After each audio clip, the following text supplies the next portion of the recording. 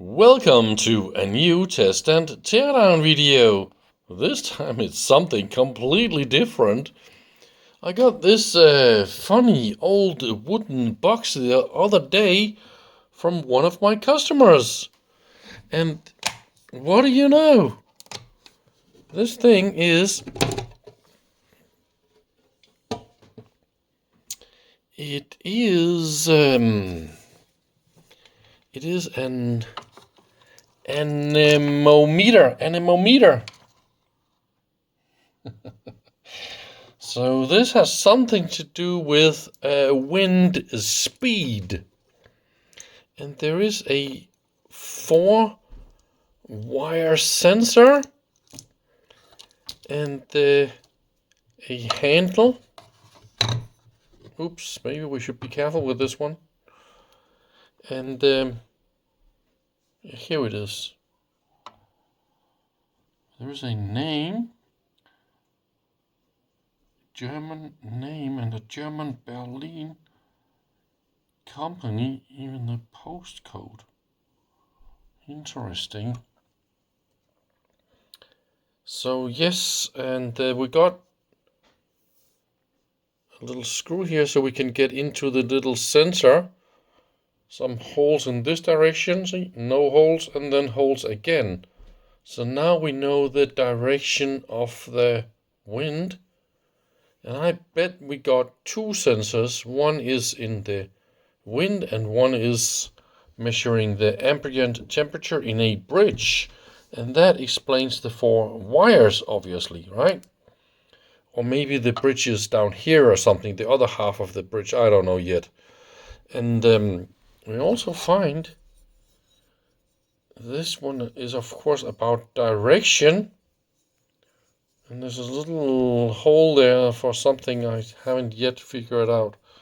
This I guess fits right there, right? On the handle. And then, of course, we got a little meter here that will tell us something. And why can we turn this? That is a little bit weird. And we got the numbers right there, and they of course fits. See, we got the battery. Okay, here we go. So we got the battery, and Heiß, that means heater. So heater batteries, and the coil is between 3 and 4. So that is the detector that is between 3 and 4 somehow, right? And then we got this aus, that means of course off. So there's a little switch in here and the screws, they are halfway out. And we got 2 size D cells.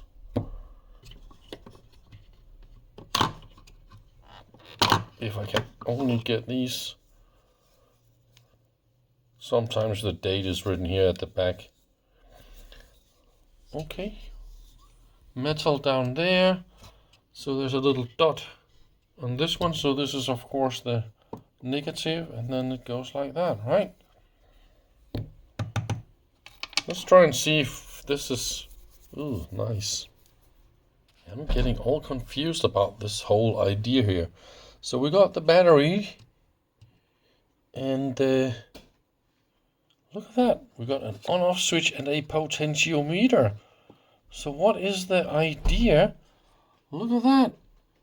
Variable series resistance of 1000 ohms. Really? So this is maybe for current limiting or something like that. So it's not just a battery input.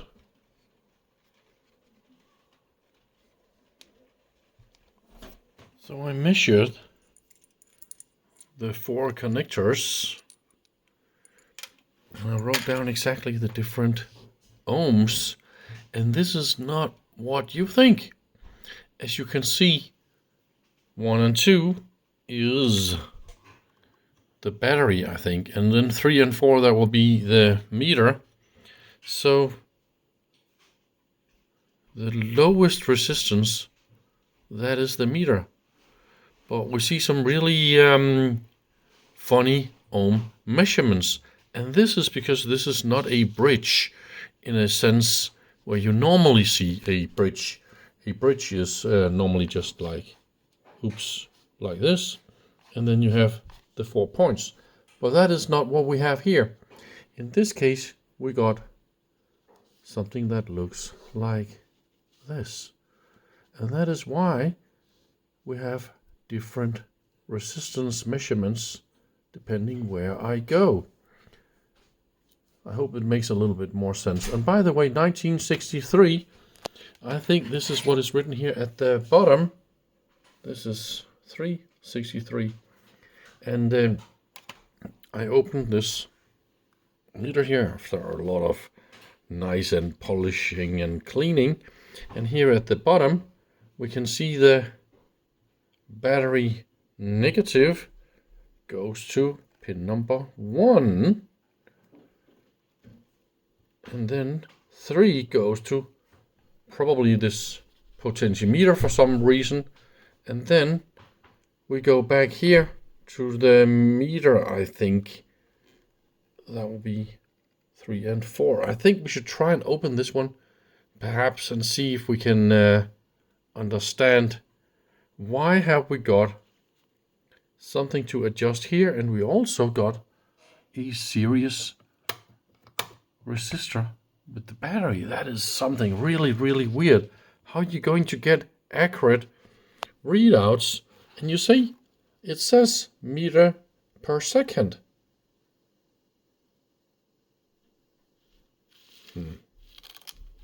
Weird. So I opened this meter and let's have a little look again. So I think we already talked about the battery input here. And the negative battery input goes directly to pin number 1, okay? So positive goes to this wire that comes up here. And it goes via this series resistor system. It looks a little bit complicated, but it's really not. See, positive battery just goes to this potentiometer, but also to a power resistor in parallel with this resistor, just to give a little bit more power. That's a little bit weird, but that is just how it is. Now battery power comes out and becomes pin number 2. Okay, so that is our current source, so to speak. And then 3 and 4. Let's see if we can turn this correctly. So 3 and 4, that will be those 2 wires here, directly connected to the instrument, and that is all there is about this. And it even says here how many microamps and how many ohms and all that. So it's yeah, fairly low. Yeah. Anyway, I will clean it and see if I can get this potentiometer to move nice and fine. Again, we can also see that it's been scraping a little bit here. Now I can also clean the glass on the inside, so this is also good. Let's try something funny. So here's what I've done. I simulate the battery here with a power supply. That's the black and red wire here, okay? So just come with... Oh, there's some annoying reflections. Like that is probably a little bit better, okay? So now everything is powered off, and I come with now with 2 volts, and then it warms up real nice and slow, and this warm up generates, of course, the signal to the sensor. And the idea is you simply just dial this potentiometer until you have exactly 0 wind. So that is the warm up here. So I've done a I've done as careful as I could. So if you look here, here's our 0.